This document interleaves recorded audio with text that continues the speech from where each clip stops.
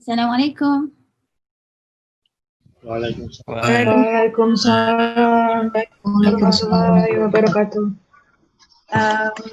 Is everything okay over there? Yes, Baik-baik aja ya di sana.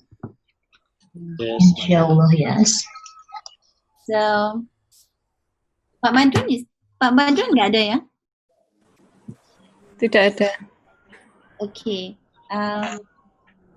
Sebelum saya terus sama kuliah, saya mahu mohon beri informasi. Sekarang ini kita masih lagi dalam pandemik COVID kan? So di Malaysia ini kita punya 14 states, 14 negeri. Jadi di negeri yang saya bekerja ini, Selangor, berhampiran dengan Kuala Lumpur, Putrajaya akan lockdown malam ini jam 12 kerana kes COVID-nya terlalu meningkat. Sehubungan itu, saya perlu meninggalkan kantor pada jam 4.30. Jadi sekarang ini waktu di Malaysia sudah jam 2. Jadi kuliahnya mungkin saya akan selesaikan awal sedikit, mungkin dalam 1 jam atau 1 jam 15 minit kerana saya perlu ke beberapa kantor yang lain untuk urusan sebelum lockdown. Lockdownnya bermula jam 12.30 malam tetapi perlu keluar dari kantor sebelum jam 4.30. Jadi mohon dihalalkan kuliahnya dan nanti saya akan follow up dengan mana-mana email ataupun WhatsApp yang diberikan. Saya. Okay. So untuk kuliah hari ini saya share screen. Semuanya baik-baik ya, sihat ya. Alhamdulillah. Alhamdulillah. Alhamdulillah. Yes. Saya share screen ya. Stop. WhatsApp yang keluar dulu. Okay.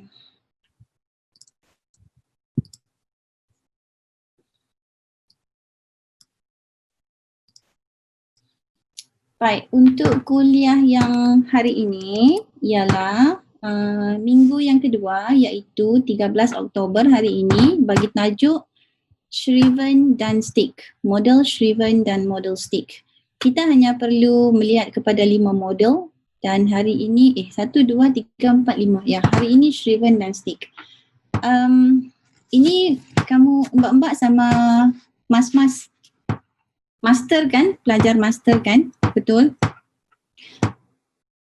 Jadi saya pergi yang basic information about evaluation model, tidak terlalu mendalam kerana kalau terlalu mendalam nanti akan lagi confused. Okay? So what you have to do is only a basic knowledge about these two models. Untuk Michael Shriven, definisinya ialah tersusun kepada 3. Merit, worth and value. And evaluations are the product of that process. Jadi Shriven melihat kepada proses yang memberi cabang kepada 3 perkara, iaitu merit yang melihat kepada kualiti nilai-nilai dalaman, internal, kemudian worth melihat kepada extrinsic, nilai-nilai luaran yang diberi kepada individu atau organisasi, dan ketiga ialah value. Value nilai daripada segi defendable guiding principle that should be used to determine any program standing. So value itu perlu dilihat daripada akarnya dalam satu-satu program itu apabila dibangunkan, okay, dibina. So we go in depth into Michael Shriven. This is about one general idea about Shriven's definition of evaluation. Dalam setiap model evaluasi perlu ada definisinya sendiri. Dan nanti di hujung pengajian, mas-mas sama mbak-mbak ya akan bisa keluarkan satu definisi evaluasi sendiri mengikut konteks environment yang mas-mas dan mbak-mbak hadapi pada masa di sana ya. Okay, this is very important. Shriven goal-free model. goal free, goal sama objektif dalam beberapa terminologi dilihat sebagai sama. Tetapi bagi Shriven, goal sama objektif itu dibedakan. Tahun 1972, banyak funding diberi oleh government untuk menilai satu-satu program. Tetapi apabila program-program itu difunded oleh government, ianya membawa kepada low quality of evaluation. Mengapa jadi low quality of evaluation? Kerana ianya hanya melihat kepada objektif sahaja, tidak melihat secara keseluruhan.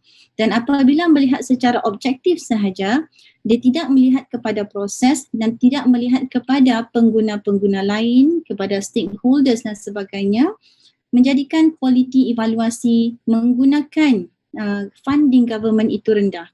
Jadi, Shriven mula membuat satu model yang diberi nama Goal Free Evaluation Model. Dan dalam Goal Free Evaluation ini, Shriven menyatakan goal ialah broad statements of program purpose or expected outcome, usually not specific enough to be measured and often concerning long-term rather than short-term expectation. Now, beza antara yang ini, goal free, kalau dilihat ya di sini, usually not specific enough. Maknanya ianya general, open, to be measured dan melihat kepada long term. Tetapi kalau lihat di sini, apabila evaluasinya itu funded by the government, ia membawa kepada low quality of evaluation kerana dalam polisi atau dasar daripada government, apabila ianya satu evaluasi, mereka mempunyai limitation masa yang ditentukan. Jadi low quality itu berpunca daripada keadaan yang tergesa-gesa untuk menyelesaikan evaluasi tersebut. Jadi apabila goal free evaluation ini dibina pada tahun 1972, melihat kepada goal free education dan melihat kepada long term, ianya akan menaikkan lagi kualiti evaluasi. Dan term objektif ialah statement indicating the planned goals or outcome of a program or intervention in specific and concrete term.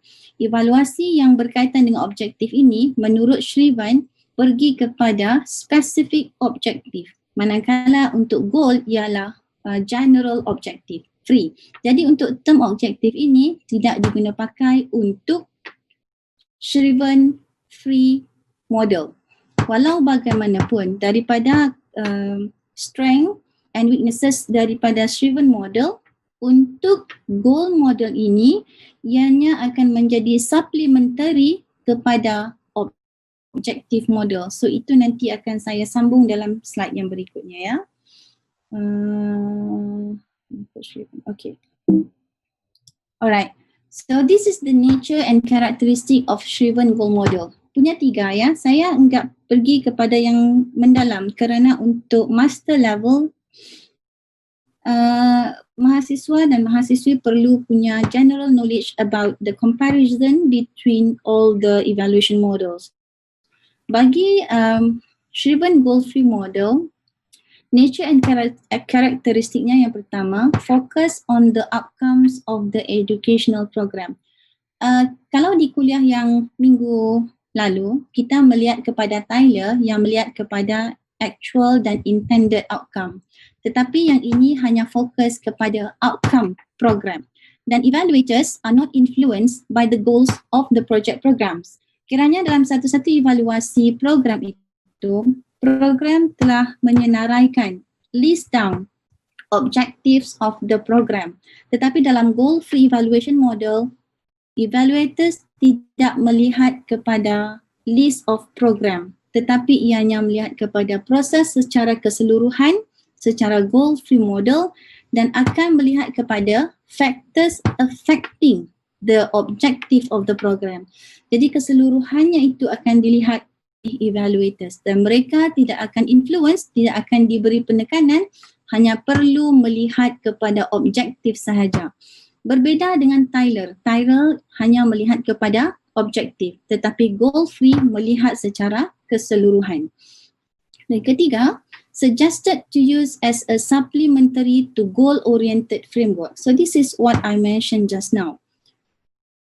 Dalam goal-free model, ianya akan menjadi supplementary kepada goal-oriented. Satu-satu objektif yang spesifik dilihat oleh Tyler, for example. Kerana Tyler pergi kepada goal objective evaluation. So apabila Tyler melihat kepada objective evaluation, goal-free model ini akan menjadi supplementary kesinambungan kepada data-data yang akan di-collect oleh supplementary daripada goal free akan dibantu kepada memenuhi objektif. Tetapi bagi Tyler dan Shriven tidak boleh bersama ya, hanya perlu ambil satu saja. Itu hanya sebagai contoh. For example, dalam merencanakan kajian, research berkaitan dengan development of moral education among students. So the supplementary goal-oriented framework, we will be looking into the classroom, the environment inside the school compound, the environment from the teaching and learning. That is the supplementary. We will be looking at everything. That is under goal-free evaluation model. But all this information will be helping the specific objective by the management when they want to look into the performance of the students from the moral education classroom. So dia akan menjadi satu kohesif, satu kejelekitan di antara satu sama lainnya. Next, guideline for evaluators to follow when conducting a goal-free evaluation. Dalam Michael Shriven tidak direncanakan seperti CIPP. Kiranya dalam CIPP kita punya CIPP, context dimension, input dimension, process dimension, product dimension. Tetapi dalam goal-free evaluation hanya melihat kepada beberapa perkara yang mahu dilihat oleh stakeholders, yang mahu dilihat oleh individu atau organisasi. Jadi perkara pertama yang perlu disenaraikan itu terpulang kepada evaluasi masing-masing. Pertama, identify relevant effect to examine without referring goals and objectives. So kiranya ini ialah needs assessment yang perlu evaluator lihat apa yang perlu direncanakan sebagai problem statement. Dan kedua, identify what occurred without the prompting of goals and objective. Sebelum pergi kepada objektif program itu, kesinambungan daripada relevant effects kepada objektif perlu dilihat dalam gaps and nuances di sini, menjadikan strengthen kekuatan needs assessment itu wujud. Dan ketiga, determine if what occurred can be logically be attributed to the program or intervention. Dan di sini goal-free evaluation juga melihat kepada inovasi. Biasanya dalam goal-free evaluation, evaluator evaluator akan bertanya, what does the program do? Apa yang satu-satu program itu laksanakan, rencanakan, dan bukannya bertanya apa yang program itu mahu lakukan. Beza antara goal-free evaluation sama Tyler yang melihat kepada objektif, kiranya Tyler akan melihat kepada what the program intended to do. Itu Tyler. Tetapi dalam goal-free evaluation, Michael Shriven akan melihat kepada what does the program actually do. So ianya melihat kepada proses. Dan akhir sekali, determine the degree to which the effect is positive, negative or neutral. Perbezaan sama Staffel Beam, CIPP. Dalam Staffel Beam, apabila satu-satu evaluasi itu telah dilaksanakan, kita sebagai evaluator perlu membuat keputusan sama ada program itu perlu diteruskan, dihentikan atau dibuat pemurnian. Tetapi dalam goal-free evaluation, apabila satu-satu program itu telah diselesaikan, ianya akan melihat kepada positive impact, negative impact ataupun neutral impact. Itu perbandingannya, ya. Dan Goal-free evaluation ini akan melihat kepada semua perkara berkaitan dengan efek, impacts, intended, unintended, tanpa membuat soalan, memberi pertanyaan, apa sebenarnya program ini mahu lakukan. Bukan. Tetapi apa sebenarnya yang program ini laksanakan. Okay, that's different. And according to Shrivan, evaluators must be able to arrive at defensible value judgment. Ini sama seperti Tyler. Mesti punya defensible value judgment rather than simply to measure things or determine whether goals have been achieved. Perlu mempunyai defensible judgment mengapa perkara itu, program itu dilaksanakan dan bukannya melihat kepada sama ada objektif program itu telah dicapai. Instead of accepting a developer's goals as given, an evaluator must judge whether achievement of preordinate goals would contribute to the welfare of consumer. Contribution itu perlu memberi pulangan kepada consumer. Consumer ni is the society, is the citizen. It could be the school, it could be the nation, anything. It is not necessarily in school. Ianya boleh juga pergi kepada mana-mana organisasi. Dan in my lecture last week, I mentioned that according to Michael Quinn-Patton, research is to prove, evaluation is to improve. So when evaluation is to improve, meaning to say it would contribute back to the society. Whatever you design, whatever you evaluate, it would contribute back to the society. So you design something, and in this matter, you are looking into the positive, negative or neutral impact. And all these positive, negative and neutral impact would contribute to the welfare of the consumer. Alright, so regardless of goals, bagaimana goals yang ada sekalipun dalam objektif dalam program tersebut, evaluator must identify outcomes and assess their value. So value is very important. Lihat kepada merits, worth and value. 3 perkara ya. Next. So this is the framework of goal-free evaluation. Pertama, melihat kepada actual outcome rather than intended outcome. Sama seperti Tyler. Tetapi program goals are not the criteria on which the evaluation is based so that he or she can uncover the full range of program outcomes regardless of what was intended. Dia punya definition yang sebegini, di mana intended outcomes di sini akan melihat kepada the full range of program outcomes. Full range bermakna factors affecting of that particular program. Factors keseluruhan secara terbuka. Dan goal-free evaluation juga search for what actually is occurring in a program and all the program effect. Ini yang di sini saya maksudkan, what does the program do? What is actually occurring? Kedua, examine processes and context of the program. Processes, apa yang sedang berlangsung, itu yang kita akan laksanakan evaluasi. How and what the program is doing to address assess needs of the consumer.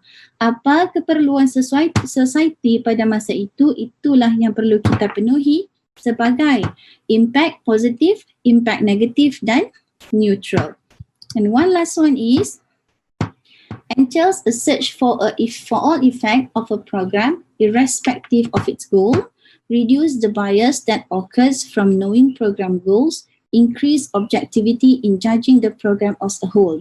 Jadi keseluruhan yang perkara di sebelah kanan itu adalah kekuatan dalam goal-free evaluation.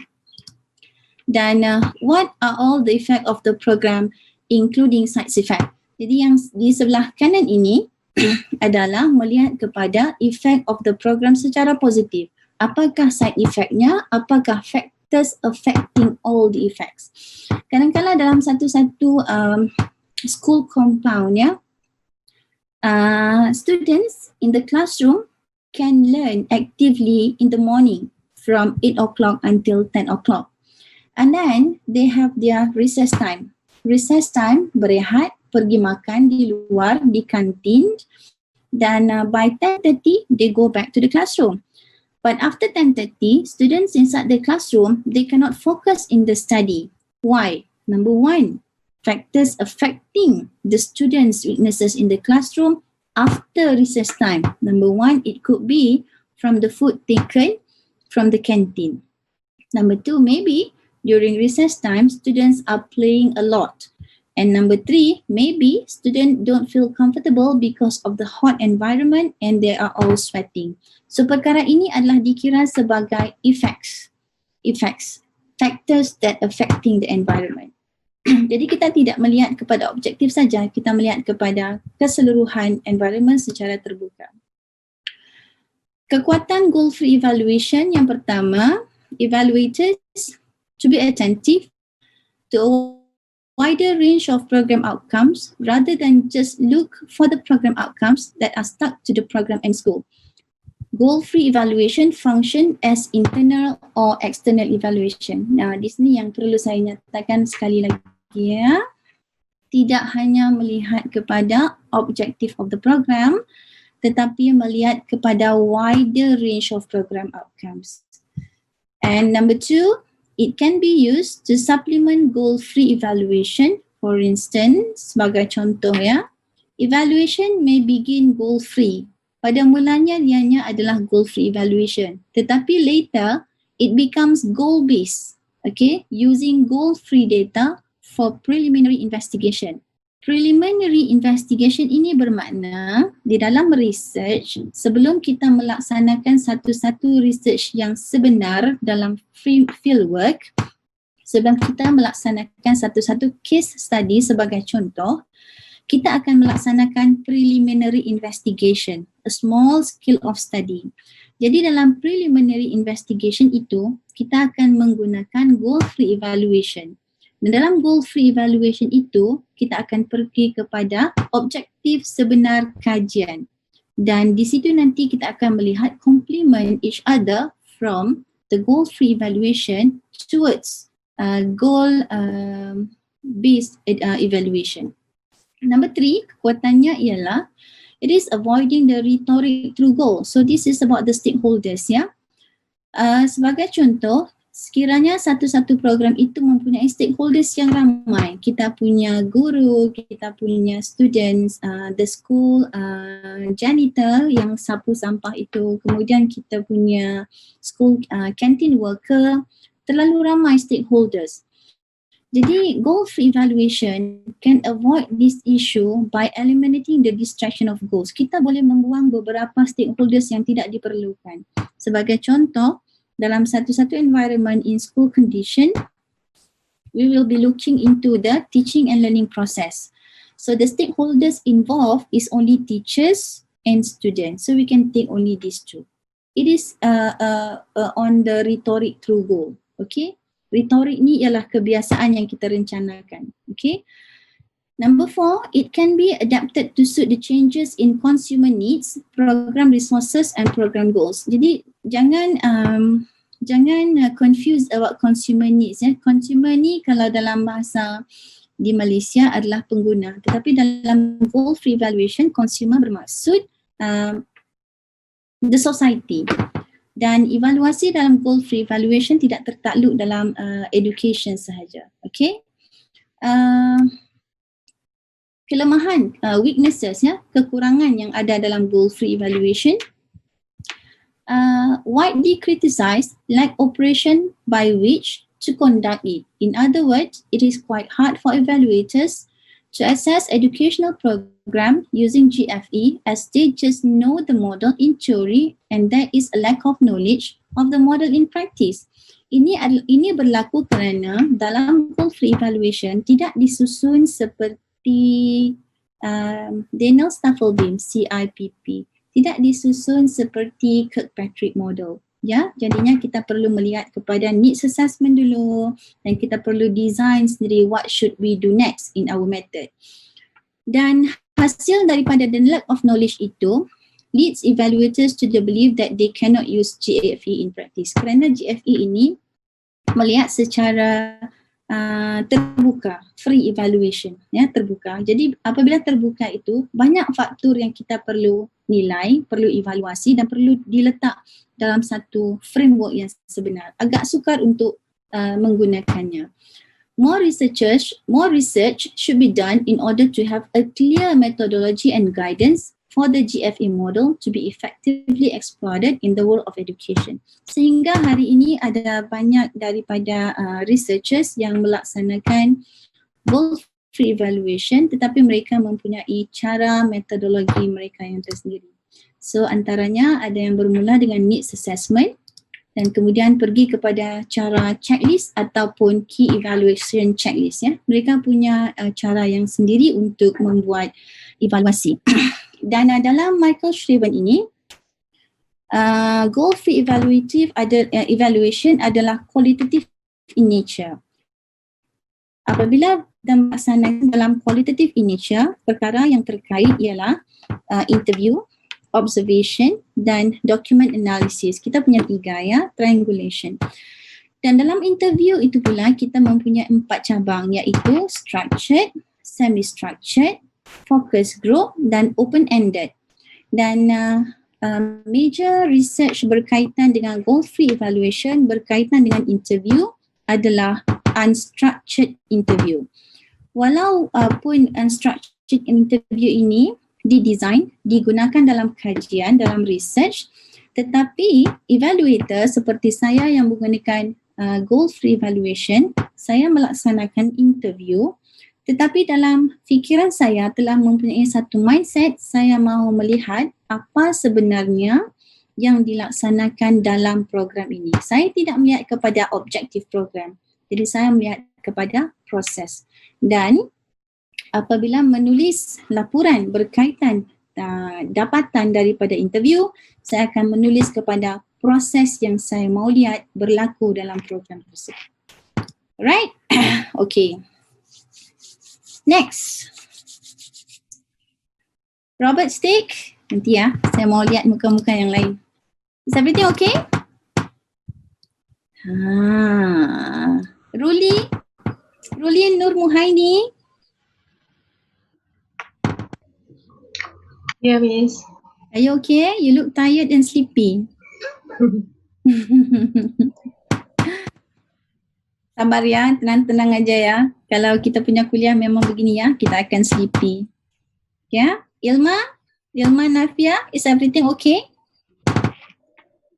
Alhamdulillah, Miss. Okay. Jadinya tajuk untuk Michael Shriven ini ringan. Ringan dalam Indonesia sama ya, ringan. Jadi Tyler melihat kepada objektif tetapi Michael Shriven melihat kepada proses. Okay, Tyler melihat kepada objektif apa yang mahu dilaksanakan tetapi Shriven melihat kepada what the program is actually doing. Okay, not what the program want to do. Tyler melihat kepada what the program want to do tetapi Shriven melihat kepada what the program is doing. Itu saja bedanya ya.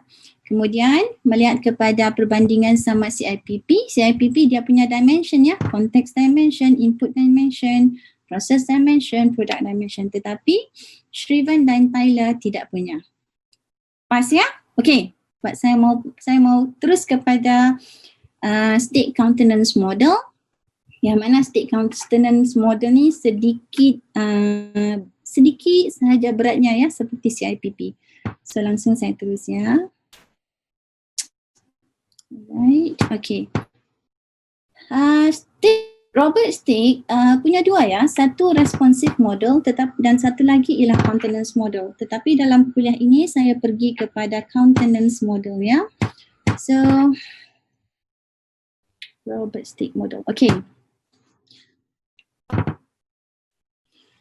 Robert Stick 1969. Rasanya sudah enggak ada ya Robert Stick ya. Dalam model evaluasi umur yang paling panjang adalah Daniel Staffelbeam. Yang ini sudah meninggal dunia. Dan okay, Robert Stick punya 3 ya. Satu antecedent, satu transaction dan satu lagi ya ialah outcome. Ini perlu dihafal ya, perlu diingat. So antecedent ini definitionnya panjang. Transaction also definitionnya panjang. Dan outcome also definitionnya panjang. Tetapi apa yang perlu mudah untuk diingat ialah antecedent, condition yang berlaku sebelum pelaksanaan program. Transaction, condition yang berlaku ataupun aktiviti ataupun apa-apa acara yang berlaku semasa program. Dan outcome ialah aktiviti ataupun results yang evaluasi terima daripada pelaksanaan, antecedent dan transaction. Now, dalam stick countenance model, okay, yang kedua ini transaction kan?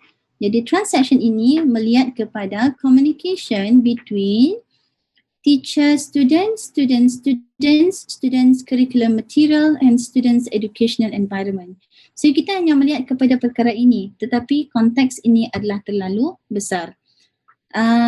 Perbandingan antara countenance model bersama 3 model yang lain ialah ianya mempunyai ups and down-nya. It lies in the manner in which intent and action are defined, observed and evaluated. Melihat kepada semuanya sekali.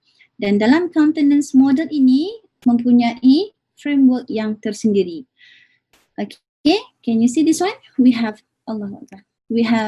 intent, we have observation, we have standard, we have judgment. So this is called matrix. Kalau dalam Daniel Staple Beam, CIPP dipanggil sebagai dimension. Context dimension, input dimension. Process dimension, product dimension. Tetapi dalam countenance model dipanggil sebagai matrix. Dan dalam matrix ini ada description matrix dan judgment matrix. Jadi rational ialah needs analysis. Why you want to evaluate that particular program.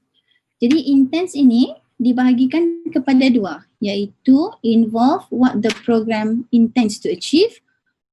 Observation involve what was actually observed. Jadi di intent di sini, contoh ya, kalau di Malaysia kami punya program higher order thinking skill. So higher order thinking skill in Malaysia is implemented in all secondary school. So students is compulsory to learn how to make their thinking higher. So we have critical thinking, analytical thinking, creative thinking, we have a lot. And all this higher order thinking skill is designed by the curriculum department. So we list all them inside here in this box, okay? And after the observation is done, we go to the school. We realize that not many schools is teaching using higher order thinking skill. For example, in a school for a mathematics subjects. So those good students from the front class, A class, they can do mathematics using their analytical thinking. But those students who are not so good, maybe in the G class, teachers are helping them and give them answer in mathematics. So student did not do their thinking at all. Jadi dapatan kajian itu ya dituliskan di sini. Dan ini dipanggil sebagai description metric. Antecedent, transaction and outcomes. Jadi kita perlu melihat kepada 3 fasa perbandingan di sini ya. Dan daripada metrik yang disediakan ini, evaluator akan mengisi setiap boxes di dalam ini. Alright? Manakala standards and judgment are then used to make judgment and actual judgment. Meaning, daripada senarai higher order thinking skill provided by the curriculum department in Malaysia, we realize that teachers only use higher order thinking skill to those good students. So what would be our judgment? Maybe, number 1, we need to have 2 types of higher order thinking skill approach. Number 1, for good student. Number 2, for not so performing student. So that would be your judgment. And your judgment later on will contribute back to the rational because evaluation is to improve. So your judgment here will help to fulfill back the rational of the evaluation. and transaction and outcome you will be looking at. This is before, this is during, and this is after. Okay, so you need to be familiar using this countenance model.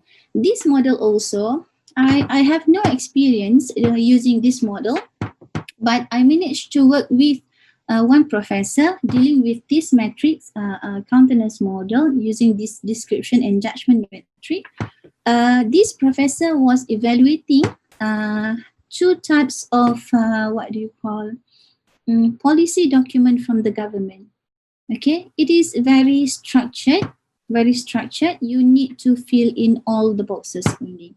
So that's the difference between Shriven and also countenance model. Right, we are done. Click exit and show. Stop share. Right, so wah, baru jam 2.46. Ahmad Syafiee sudah senyum-senyum di situ. Kelihatannya kita habis awal. Saya mohon ampun ya. Hari ini, malam ini kami lockdown. Saya perlu keluar awal, perlu cari makanan untuk letak di dalam rumah. Saya perlu membeli dan dosen di building saya kebanyakannya enggak ke kantor hari ini. Kami di UPM belum kuliah lagi ya. Kuliahnya mula pada 19 hari bulan. Alright. Now, you can see the difference between the four models already. Okay, so before we end the lecture, alright, let me refresh. Okay, semuanya unmute please. Please unmute. Oh, kita belum gambaran lagi hari ini. Saya perlu hantar kepada Bu Dekan. Senyum dulu. Ini bahan bukti.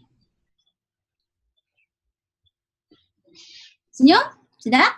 Alright, 1, 2, 3. Alright, okay. Okay, semuanya unmute ya. Now, let's look at it together. We have Tyler, we have Stufflebeam, we have Shriven, we have Stick. Betul ya? Now, kalau kamu lihat ya, Tyler sama Shriven, apa bedanya? Paling utama. Tyler kepada Okay. Shriven goal free, Tyler ada expected gain. proses, tetapi nombor 2 tetapi.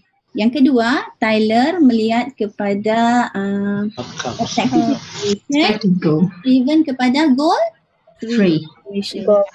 Jadi bila goal free, kita lihat good, very good. Factors affecting the environment. Dan untuk goal free evaluation ni, kebanyakan evaluator agak sukar untuk melaksanakannya kerana bila ianya menjadi goal free evaluation, apabila kita melaksanakan evaluasi, kita mempunyai potensi untuk tidak melihat beberapa perkara yang mungkin kita sendiri tertinggal kerana ia tidak mempunyai metod yang spesifik ya, kita perlu design sendiri. Now, apabila melihat kepada stick model, very nice, isn't it? Ada punya boxes and we only have to follow on the evaluation approach. Stufflebeam. I can see that I can see that Stufflebeam and countenance very structured in helping us to the evaluation. What do you think? That's what I can see. Yeah, because of the metrics, maybe because I love the dimension, so that I will be able to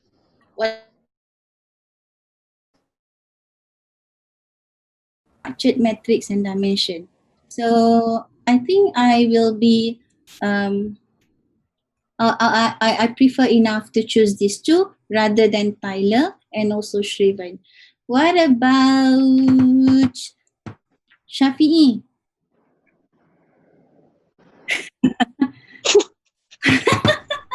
Kamu bikin apa tadi Syafiee? Di mana itu? Di kantor ya? Syafiee di mana sekarang? Di kantor. Okay. Soalannya, Syafiq, saya ini sebagai evaluator, saya rasa lebih selesa, rasa comfortable if I and or stick model because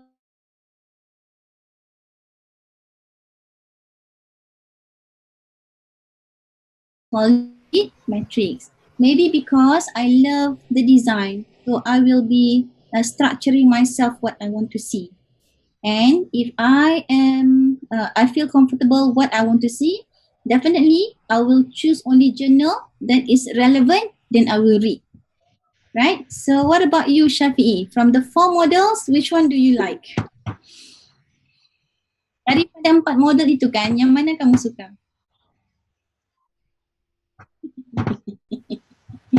Itu jawapan minggu lalu. Mengapa Staple Beam?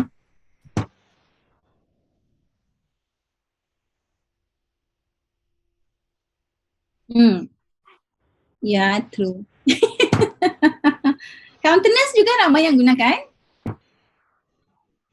Countenance juga ramai yang guna, tetapi mungkin enggak berapa favorite dalam kalangan evaluasi program Malaysia, mungkin kerana perlu melihat kepada antecedent, kemudian apa satu lagi? Antecedent, satu lagi apa? Transaction. Dan Outcome. mungkin kerana perlu melihat kepada 3 ya, dan perlu diisi banyak yang boxes tu. Alright, siapa ya? Sri Nirwana. Kamu pilih model yang mana? Sri Nirwana, are you okay? Gambarnya tiba-tiba statik.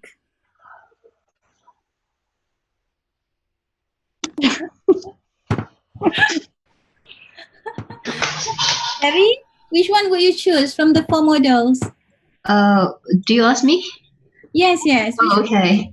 Well, so far out of 4, I think I agree with Shafi'i, Staple Beam, because it is very structured and it is very clear with a step-by-step process. Meanwhile, with the Tyler, well, actually, I like Tyler because it is kind of a concise and compact, but I think, probably I will miss some process, which is very important in education.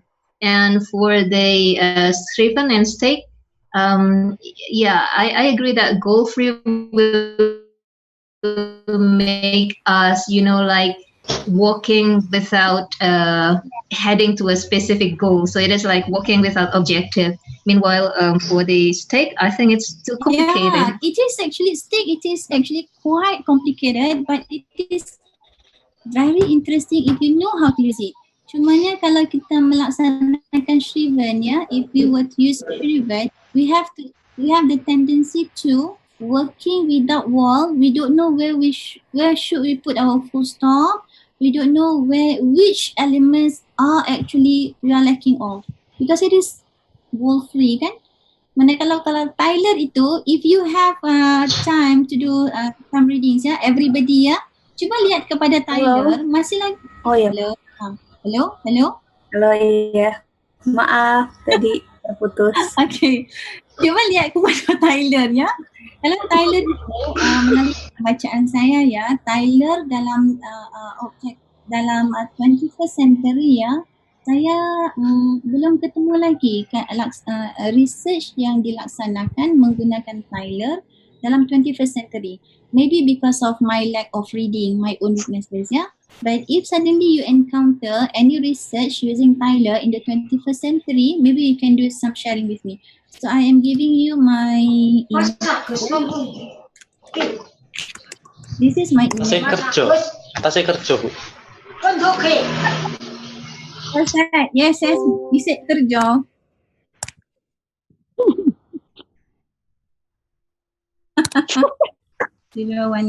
This is my phone number.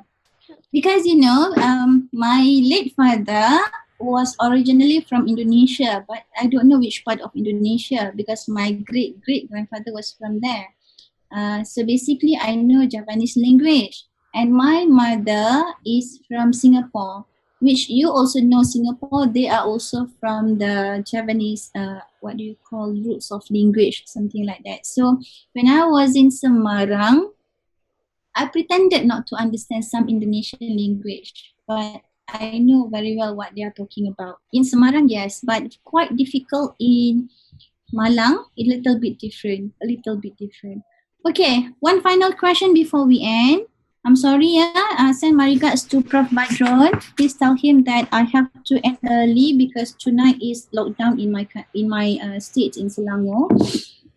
So, Iqbal, is it okay if I ask you a question?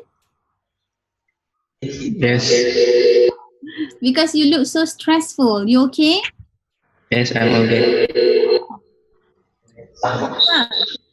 What do you think if I use Shriven to do evaluation program? Is it difficult or not difficult? Michael Shriven. Lebih mudah mungkin. Ya, mengapa lebih mudah guna Shriven? Shriven itu goal free kan? Iya. Mengapa lebih mudah? Syafi'i sudah ketawa tu. Yuliana, maybe you can help Iqbal. Yes, maybe it is actually your rights to choose which evaluation model. I have no problem at all. But you need to justify whether it is easy, whether you feel comfortable with it or not. Okay? So Iqbal, you choose Shriven because you think it is easy. Yuliana? Hello, Miss. Yes. Hello. Yeah, which one would you choose from the four? I prefer to Stable Beam. Because Lebih mudah, Miss. lebih mudah kan, structured kan. Tapi Ya. yang structured, countenance juga structured. Mengapa tidak memilih structured daripada countenance? Karena sejak penjelasan Miss, saya lebih gampang tangkap, merasa lebih mudahnya di Stable Beam. Okay, thank you. Randy? Kamu pilih yang mana? Hello. Ya, Mas Randy. Mas Randy pilih yang mana? Kalau saya pilih 2 boleh, Miss? Oh, lelaki biasanya bisa pilih 4. Oh, Kali ini saya mau pilih 1 aja. Nggak bisa 4. kalau saya prefer to Stable Beam and Shriven. Lebih melihat kepada proses. Melihat kepada bottom up, pengembangan development-nya. Saya lebih suka melihat prosesnya bagaimana, apa yang bisa diperbaiki di proses tersebut. Gitu. Okay, very good. Thank you, Randy. I like the answer. You know why? Because when Randy mentioned that he likes Shriven and also Stable Beam, so Randy is a kind of person who is really bottom up. Bottom up meaning he will be looking from the environment, he feels satisfied and then he will do evaluation. Betul kan? Jadi hati-hati kalau mau pilih 4 itu hati-hati ya, yang bisa 1 aja. Fajar, pilih yang mana Fajar? Saya ikut Mas Ahmad Safi itu. Stable Beam. Stable Beam, karena mudah ya Stable Beam. Udah Okay. bisa mengambil 2 bagian. Right. Jika begitu, tujuan saya melihat kepada keseimbangan, the balance of answer from everybody. I can see that majority of you like to use Stable Beam. So, in this our lecture, kuliah ini punya 4 minggu kan, Prof. Badrun pesan sama saya untuk memberi quiz ya. Jadi kuisnya itu nanti saya akan memberi essay writing, penulisan. Jadi dalam penulisan itu saya akan memberi model-model dan mas-mas sama mbak-mbak pilih satu model dan ceritakan tentang model berkenaan. Bisa nggak soalan yang gitu aja?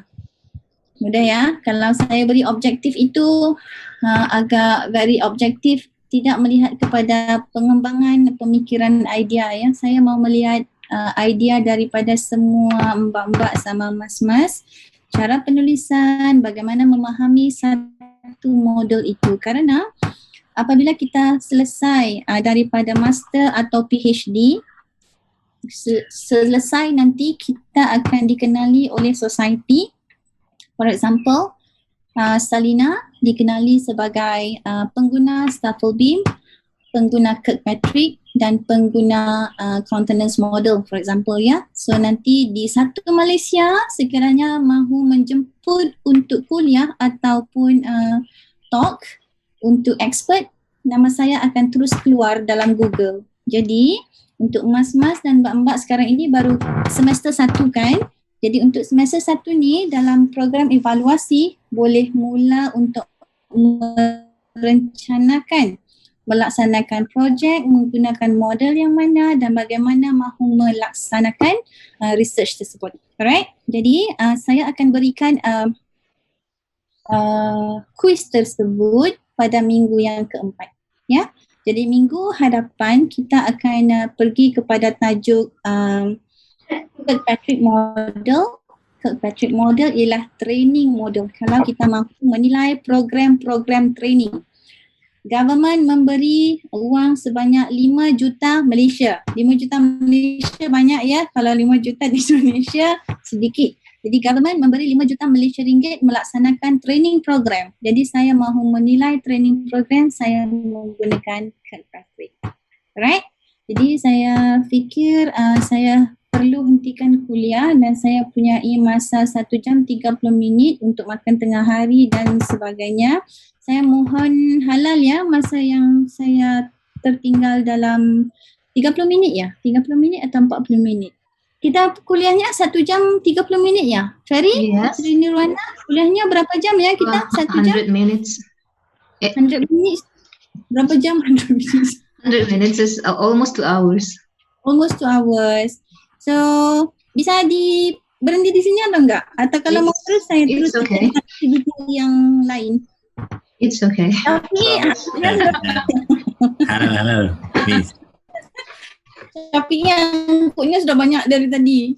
Aduh. Okay, so I will be meeting you again next week inshallah. But at that time I will be in my house because our lockdown is 14 days beginning tonight. Yeah. So take care everyone. Stay safe. It's good to see you again today. Right? So hope to see you again next week. Take care. Thank you very much. Take care. Thank you. Thank you. Terima kasih. Please. My phone number is there. My email is there. Keep it. Or if you have itu nomornya atau yang Saya sudah taruh di grup. dapat ya? Saya copy di grup ya. Country code-nya betul kan? Campur 6019 kan? Betul kan country code-nya? Betul. Sudah dimasuk ya, Ferry? Sudah. I already copied in the WhatsApp group of the class. Invite me yet, right? If you plan to invite me in the group, yes. If you don't want me to be in the group also, yes, I have no problem. Well, actually, that's the faculty's. That's faculty's authority. So we cannot just, because actually we want to include you in the group, but then I heard that Mr. Badrun is objected to do that. Because I'm sorry. It's okay, no problem. Because last year I was teaching a group of master students from Indonesia. They created one WhatsApp group and they put me in. So maybe there is some new regulation from Yogyakarta. Okay, so it's okay, never mind. Send me WhatsApp. Inshallah, I will try to provide you feedback. So is that also your WhatsApp number? Yeah. My call number, my phone number, and also my WhatsApp number. I have only that number. Okay. Because saya hanya memilih satu ya, Randy. Alright, okay. I see you next week. Assalamualaikum. Thank you very much. Waalaikumsalam. Waalaikumsalam warahmatullahi wabarakatuh. Waalaikumsalam warahmatullahi wabarakatuh. Terima kasih, Miss. Terima kasih. Bye. Terima kasih. Terima kasih, Miss.